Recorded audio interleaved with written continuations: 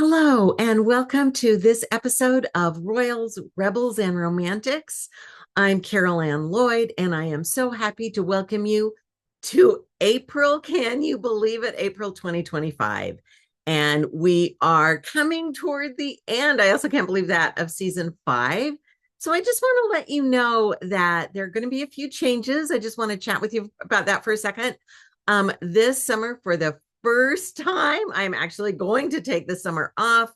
I have a couple of really exciting projects I'm working on. I've got a book I'm working on, also some new courses. So I'm really excited about that. There will be some really special things for patrons coming up. So a lot of really exciting things happen. And so I am going to really take a summer break this year. I'll also be doing some traveling with Smithsonian Journeys and some other things. So it's a very exciting time. I will be popping in with some summer specials to bring you along on some of my physical journeys, research journeys, and activity journeys, but it won't be the official episodes that you've been seeing, but we will kick off season 6 in September of 2025, and it is going to be great. I have some amazing guests and some amazing things that we will be doing.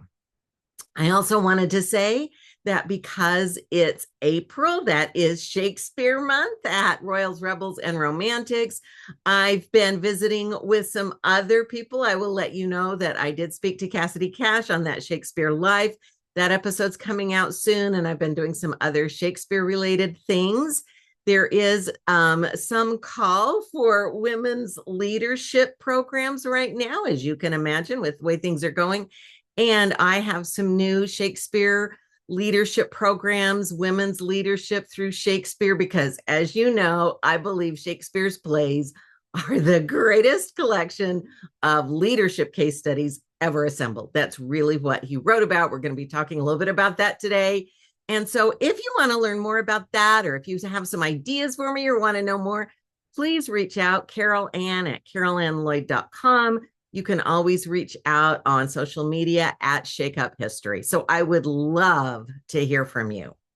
So since it's April, our bingeable bundles are about Shakespeare, and I also have some fun Shakespeare I want to talk to you about today. And it is in that theme. The first episode of the month this year, we've been doing life lessons, or what we can learn from Shakespeare and history, the different kinds of ways we can look at history, because as so much is changing right now.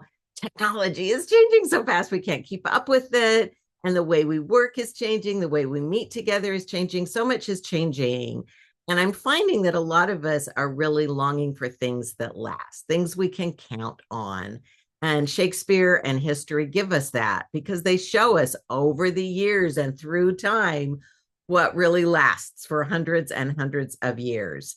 And so in these life lessons, we look at some of that. And this month and a little bit last month, but I'm really looking at this amazing line from King Lear, and it's intelligence is given where you are. Now, right there, that's really powerful. Intelligence is given where you are. So I always like to pull out a little bit. Let's look at the whole quotation. Let's look at some context. We have Edmund, who, let's just say, is not a positive character.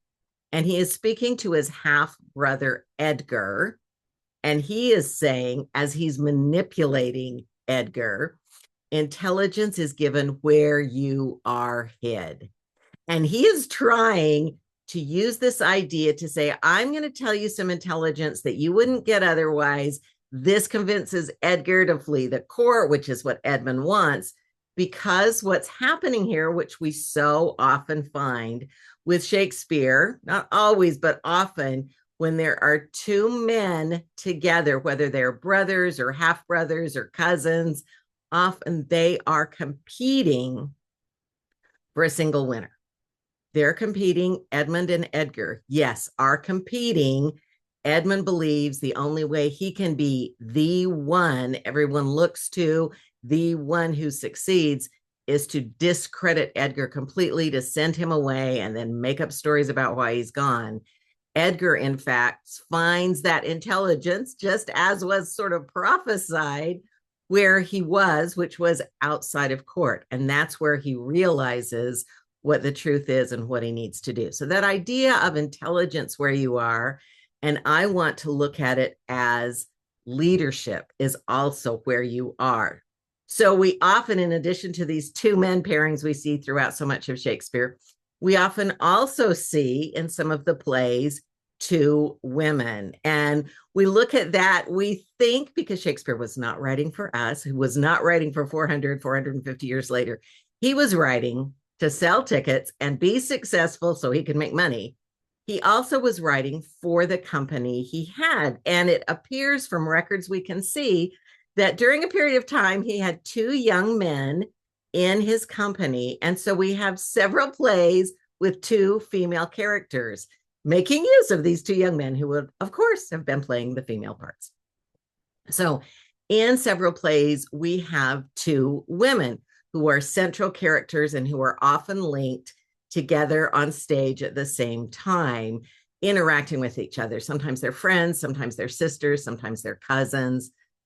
So we have these two female characters. And what we see in Shakespeare is instead of always competing, now, yes, there's some competition, but frequently, on balance, most of the time, there's a basis of friendship. There's a relationship that these two women share that proves a foundation. It provides the foundation for a lot of what's going on, and it also propels action toward a positive outcome. So often, while the men are competing and one duke is usurping another duke, or one duke is trying to put down other people, we see women coming in and forming bonds or relying on bonds and relationship and friendship. And this happens in As You Like It with Rosalind and Celia. And that is a discussion for another day. Because today, what I'm going to be talking about is Midsummer Night's Dream. You might see that behind me, the Folger, of course, Folger edition of Midsummer Night's Dream.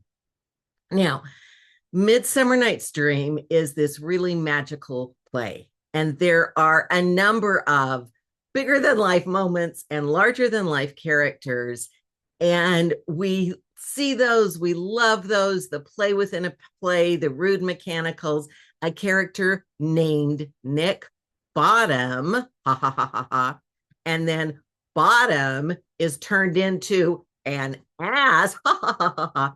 So there are a lot of these really funny. This is one of the comedies that actually is and can be portrayed as really funny. But I want us to look not at those big moments and the bigger characters, but some of the smaller characters. They're not really small characters. They kind of seem smaller, and that's Helena and Hermia and Demetrius and Lysander. And sort of it turns from a love triangle into a love quadrangle. All four are involved. All these machinations are going on. And it's a funny subplot in what feels like the main plot of Nick Bottom and the mechanicals. And then there are the fairies, and there's Oberon and Titania and all of that. But really, the play is about these four couples in a lot of ways. And Demetrius and Lysander are sparring with each other right from the start. And we see Hermia and Helena both together and then sparring, but the way they talk about their relationship and the way they express a sense of sorrow and loss and betrayal when this relationship seems to be ruptured, which of course all happens because magic is misapplied. So it's not real. So we see a lot of things happening there. But I really want to look at this play. It's one of Shakespeare's really popular plays. It's performed regularly at big theaters, small theaters all across the country. There have been films of this play since a silent movie, black and white silent movie in 1909. And since then, there have been filmed versions, TV versions. I'll tell you, one of the most unusual adaptations of this play that I discovered is in 1964. There is a television special starring the Beatles, and it opens with the Pyramus and Thisbe play. So I have to tell you, Paul McCartney plays Pyramus, who is the lover. That is the role that Nick Bottom takes, and it's very funny. And John Lennon plays his fair lady Thisbe. George Harrison plays Moonshine, which is another funny part, and Ringo Starr plays the lion. So imagine the Beatles in that play. That's the kind of thing that this play really lends itself to, really fun adaptations. Play within the play, sometimes just pulled out and done on its own like that. But the whole play is great. And what I want to do is take the whole play, look at these four young lovers, and you can see some similarities right off the bat. Hermia, Helena, the HE beginning means that they could easily get mixed up for each other. So Shakespeare embeds these characters with so many individual traits that they do stand out. The two men are literally described as being swapped with each other, and don't marry him instead. Well, he loves me. Well, I love him. All this kind of thing. Staging them, especially in the forest, they literally do sort of get swapped out for each other. But the way the women support each other and figure out what's happening is really at the heart of this. So the whole idea of a magical forest is really important in Midsummer Night's Dream. So it contrasts with Athens, where there is a very official, rule-driven life. And then there's the forest, where anything can happen on Midsummer Night when the fairies come to life. So there is a contrast, and we see Puck or Robin Goodfellow serving Oberon, the fairy king, and that's in the forest. And Puck is one of those characters who is larger than life because he's so fun. He sort of comes out of the play in a lot of ways. He's almost become part of society. You'll hear people say, oh, I'm feeling puckish today. And that means sort of mischievous or maybe wanting to trick people. And Oberon, who has the ability to use magic, instructs Puck, Robin Goodfellow, his servant, we think, to do all of these crazy things. If you have had, and this is a big shout out to a movie I love, if you've had the opportunity to watch Dead Poets Society, and one of the sort of themes of Dead Poets is people, carpe diem, that's the theme that goes throughout, seize the moment, seize the day. And so Neil, played by a young Robert Sean Leonard, brilliantly, really wants to be in theater. His father's very against it. He sort of tricks his father, and he ends up playing Puck in Midsummer Night's Dream. And one of the things Puck is known for is this brilliant, beautiful, and in this version, incredibly moving epilogue that Puck is able to deliver. If we shadows have offended, think about this as all and all is mended. And sort of the idea that all of this has been a dream. And he is delivering that line in a very personal way to his father, sort of saying, yeah, I disobeyed. I'm in this play. Please understand. And it's a brilliant rendition of the epilogue, which can also be delivered in a very funny way. So again, these are the characters that we really look at. And Puck is important in our story because one of the things that happens in the forest is Puck tricks the wrong characters and puts the love juice in the wrong man's eyes, and that's how things go awry. So the beginning of the play actually starts out in Athens with all the structure, and one thing that happens is Aegeus comes to the court and demands support in forcing his daughter Hermia to marry the man that Aegeus has chosen. And as he is appealing to Theseus for the support for this, Theseus asks about it, and Hermia says that she's in love with Lysander. She doesn't want to marry Demetrius. And Lysander and Demetrius are already bickering because they would both like to marry her. And Aegeus demands his rights as a father, that Hermia either marry the man that he has chosen or be sent to a nunnery, a single life away from the world, never marry anyone, or be killed. That's the options. And he is demanding his right in Athens as a father. This is what's going to happen. And Theseus says, okay, yeah, he's right. So you decide, what do you want to do? And so when they leave and Hermia is there, she decides, okay, I am going, she and Lysander are going to take off and have the life they want. Now, this sets us up for a play where we have all these different people and all these different possible marriages. Theseus is going to marry Hippolyta. We also have a marriage in the forest, Oberon and Titania. And then we have these four lovers, all of whom want to get married. So we have sort of a marriage play. And interestingly, when we look at these characters, because we have all these stories going on, when we look at the number of lines from these characters, we learn that they're all pretty similar and that the women do speak. Helena and Hermia get to speak an awful lot in comparison to the other characters when we compare these plays to other plays. So I want to say that Helena speaks 11% of the play's lines, and the player who speaks the most is Nick Bottom. He speaks 12%. So the two of them, Helena and Nick Bottom, are actually very, very close. And the idea that the character who speaks the most is at 12%, that's, you look at Hamlet, he speaks so much more than anybody else. So this is really pretty similar. Now, interestingly, Lysander and Hermia both speak 8% of the lines.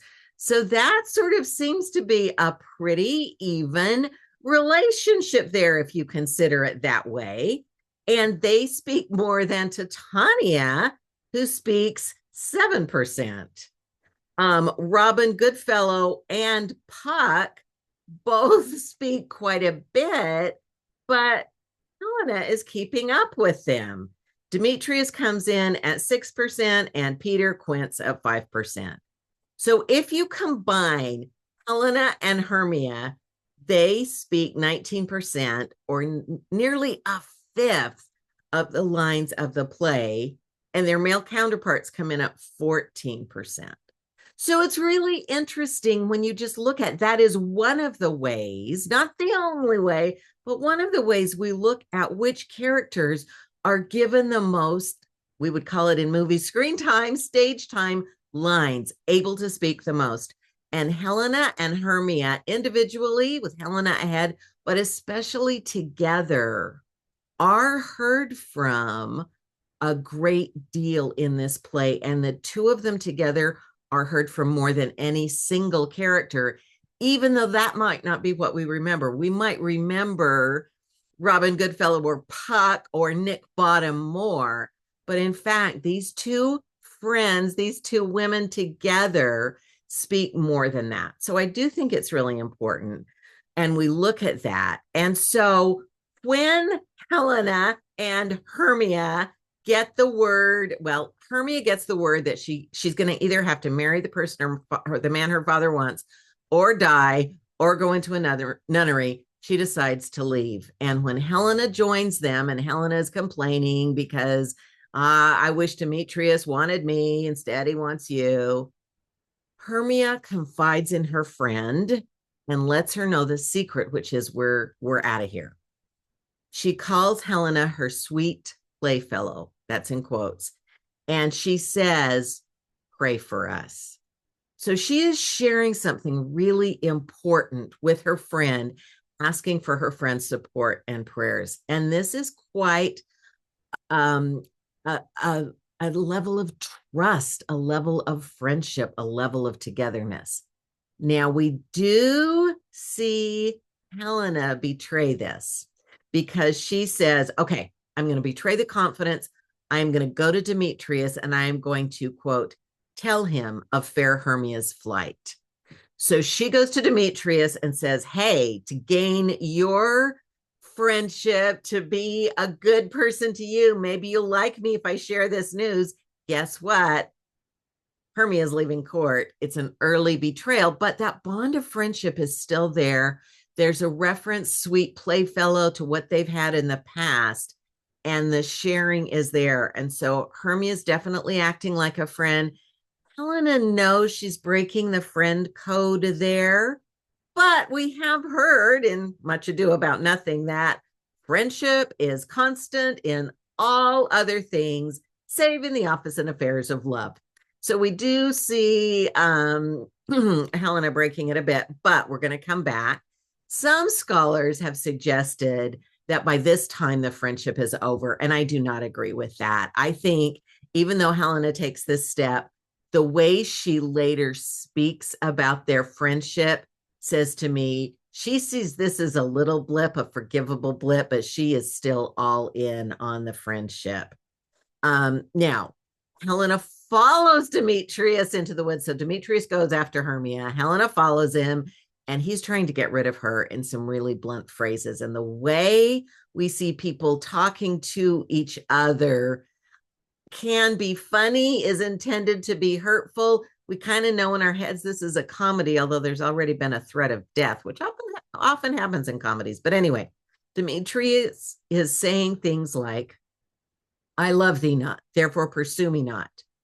I do not, nor I cannot love thee.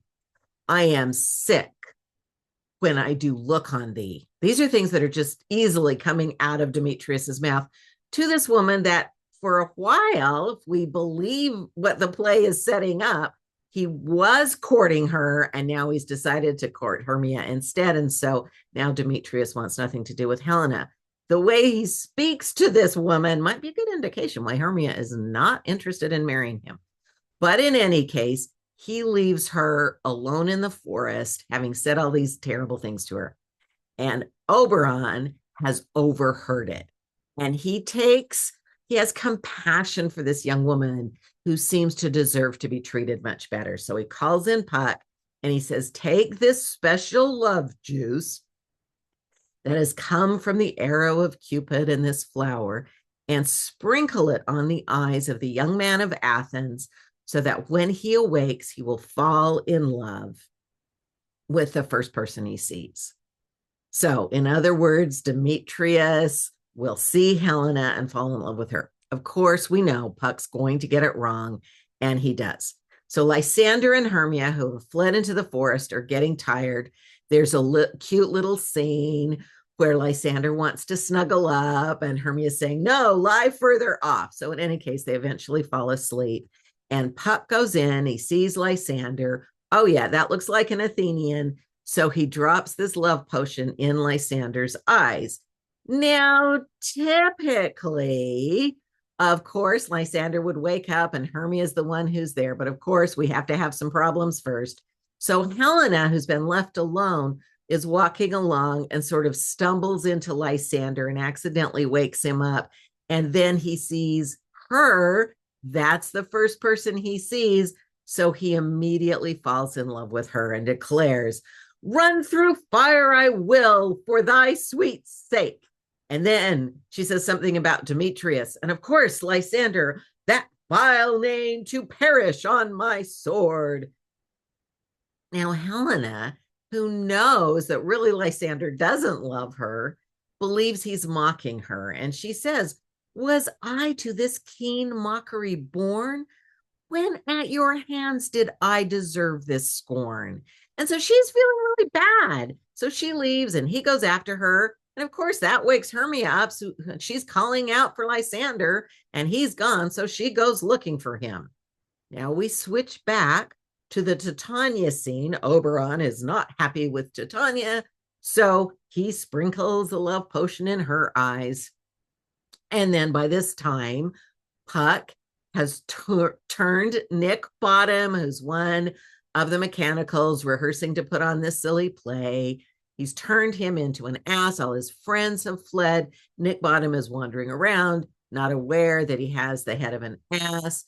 And of course, Titania wakes up. What angel wakes me from my flowery bed? So we have this funny misunderstanding, although it was pretty much on purpose that time.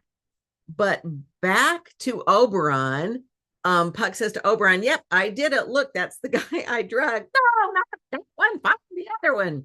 So then Puck manages to drug Demetrius, who also falls in love with Helena. And after saying, I am sick when I do look on thee, is suddenly saying, oh, Helen, goddess, nymph, perfect divine, to what, my love, shall I compare thy ein? Again, very humorous. And yet, Helena is not seeing the fun in this. Oh, spite! Oh, hell! I see you all are bent to set against me for your merriment. So she's pretty hurt by this. It's bad enough you don't love me, but now you're mocking me. And she thinks Lysander's in on it and mocking her too. And eventually, Hermia comes and she is chiding the two men. Why have you left me? Lysander, why don't you love me? And Helena now thinks that Hermia, her friend, is in on it too.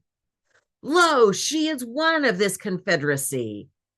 And then she delivers this beautiful speech. And I know it's long and I apologize ahead of time, but I'm going to read a lot of it to you because get the sense of this friendship, of the power that has happened when they are together and the betrayal Helena is feeling because she believes her friend has turned against her.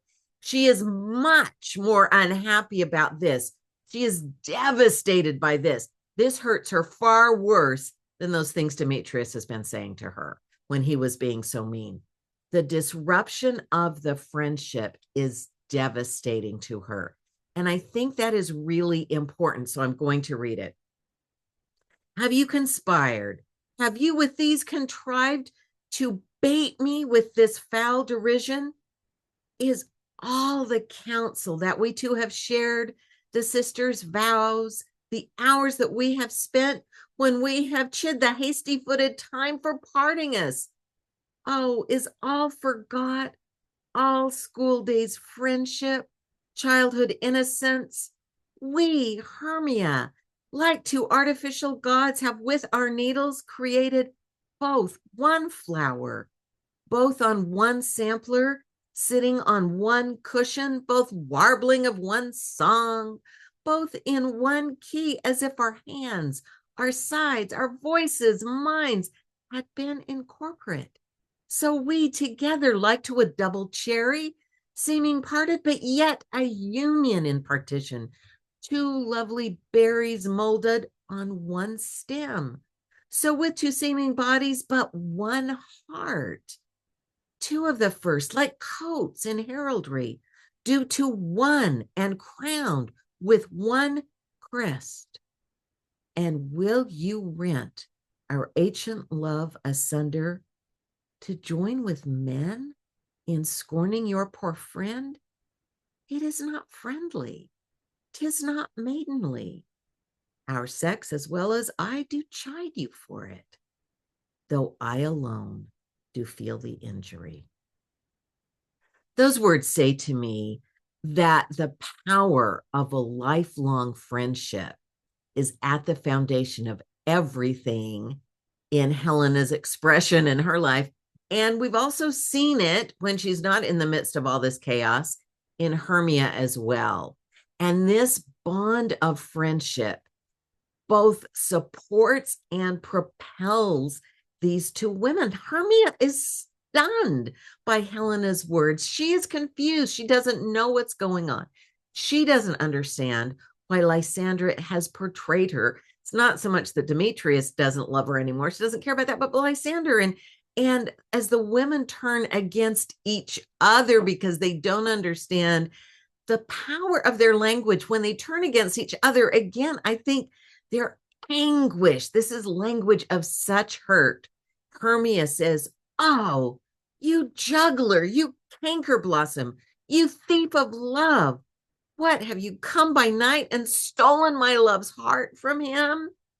Helena, faith, in faith, have you no modesty, no maiden shame, no touch of bashfulness? What, will you tear impatient answers from my gentle tongue? Fie, fie, you counterfeit, you puppet, you. Puppet, says Hermia. Why so? Aye, that way goes the game. Now I perceive that she hath made compare between our statures. So, okay, apparently, and we hear this in other plays as well, One of those young men was very tall and the other one short. So there's a lot of play about height. Again, between our statures, she hath urged her height, and with her personage, her tall personage, her height, forsooth, she hath prevailed with him. Are you grown so high in his esteem because I am so dwarfish and so low? How low am I, thou painted maple? Speak, how low am I? I am not yet so low, but that my nails can reach into thine eyes. So we hear all of this kind of language. And then Helena turns to the gentleman and says, don't let her hurt me. And then there's this whole scene where one of my favorite lines, though she be but little, she is fierce, talking about each other. So these women are speaking out of their hurt against each other after we have this beautiful description of the friendship. So again, I think their sense of betrayal from each other has stronger language, more powerful language than any of the complaints when they're not getting the love they want from the men. In any case, Oberon sees this giant mess and demands that Puck fix it. There's going to be a way to help Puck fix this mess with some fog and with some magic. And we have the four chasing each other around and shouting at each other. And eventually Puck gets them all to sleep. And then he administers the love potion to Lysander and to Demetrius again and arranges for them to wake up and look at the woman that Oberon wants them looking at. It's easy with Lysander. He's already in love, but gets Demetrius to fall in love. And then he says, Jack shall have Jill and naught shall go ill. So the lovers are asleep and they wake up and see the person they're supposed to see, but they're awakened by the horns of Theseus and Aegeus, who have come into the forest because everybody's fled to the forest. So they're looking for people. And Aegeus sees his daughter, not with the man he wants her with, but with the man she has chosen, and again demands that Theseus force her to either marry the man she's chosen, go to a nunnery, or be killed. And this time, seeing that both couples are in love and happy, he overrides. So now we have society overriding the demands of a father to let Hermia marry the man she wants to. Now they're all a bit dazed and they're not quite sure what happens. And they're wondering if it's all a dream. And then they go with Theseus and Aegeus, and Hippolyta comes back at this point, and they watch the production of Pyramus and Thisbe. They're sort of united. They wonder if they've had a dream, but they're with the person they want to be with. Theseus has now, he's in charge. He's waiting for his marriage. They're going to watch this play together. And the women are quiet during the production of the play. Lysander and Demetrius make a few comments. The play is very funny. They're heckling a little bit. But as this happens, and as we watch these couples who are now very happy with the person they're with, and really, if you think about it, Demetrius is the only one who has been changed. He has been tricked or charmed or enchanted or through the use of magic inspired to fall in love with Helena, but now they're jointly happy. All of this fades. The fairies speak, Titania and Oberon speak, and then we get to Robin Goodfellow delivering that beautiful epilogue. If we shadows have offended, think but this and all is mended, that you have but slumbered here while these visions did appear. And then again, the idea of sleep. So is it all no more than a dream, as Puck suggests? In some senses, yes. They feel like these lovers feel like they've wakened as if from a dream. But I think it's important to give a moment to think about what these two women have done in this play. Hermia and Helena celebrated their friendship. They both spoke about the friendship in different ways. They were plunged into this chaos of believing they had each been betrayed by the other, and they vocally lament the loss of their friendship. with emotions and with eloquence that is less compelling, less engaging, less lengthy than when they turn on the men they think have betrayed them. They really lament the loss of that friendship in heartfelt words, and they give a lot of words to that sense of loss. They've spent all these years together, we learn from Helena's long speech, and it matters.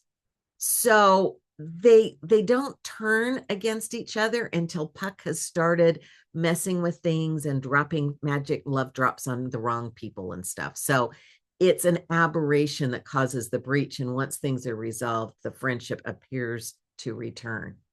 Well, what's also really interesting in Shakespeare's world, and he brings the world of magic and fairies into the real world, and what comes with it is that both of these women are marrying the man they have chosen to win. They have chosen to marry, and they do. They are choosing their partners. And there is the image of Aegeus saying, no, you can't do that. That strict, that very Athens-based, that very society, religion, culture-based notion that the father or the man chooses the husband for the daughter, not in Shakespeare.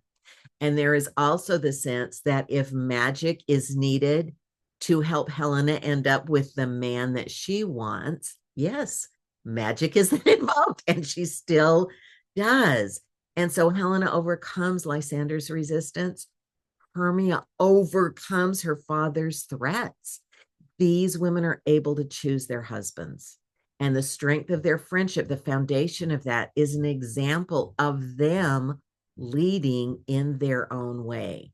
So what we see through this play, there is a goal. At the beginning of the play, both Helena and Hermia have a goal. And then there is a struggle and a lot of chaos and a lot of laughter and a lot of anguish.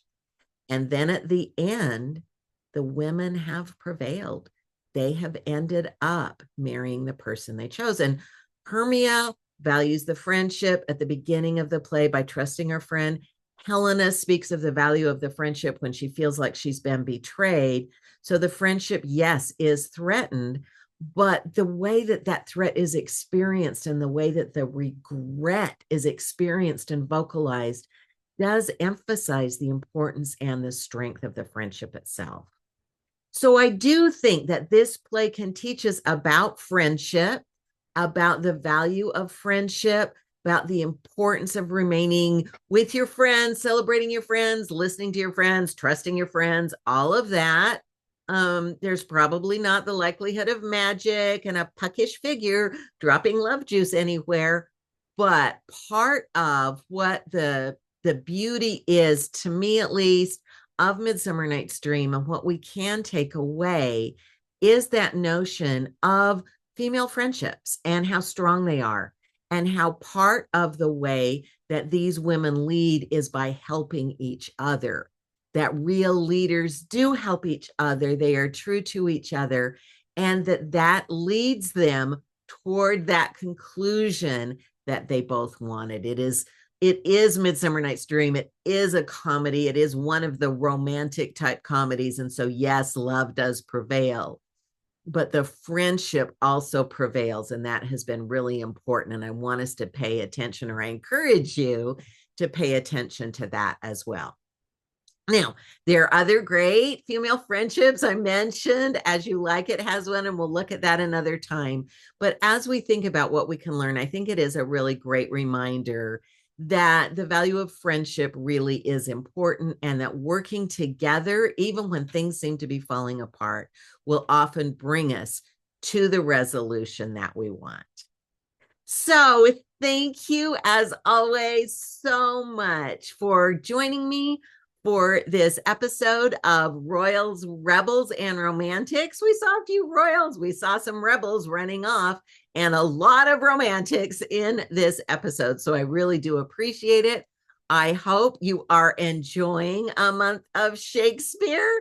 And that all as you're going on and as spring comes and we're looking forward to summer, that you are finding all that you want and are I really appreciate it. And I hope you will come again to learn with me how history shows us what's possible and how Shakespeare can guide us in leading our own lives, leading where we are to make the world a better place.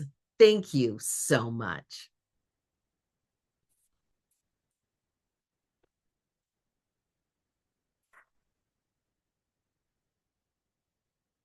I've lost my cursor.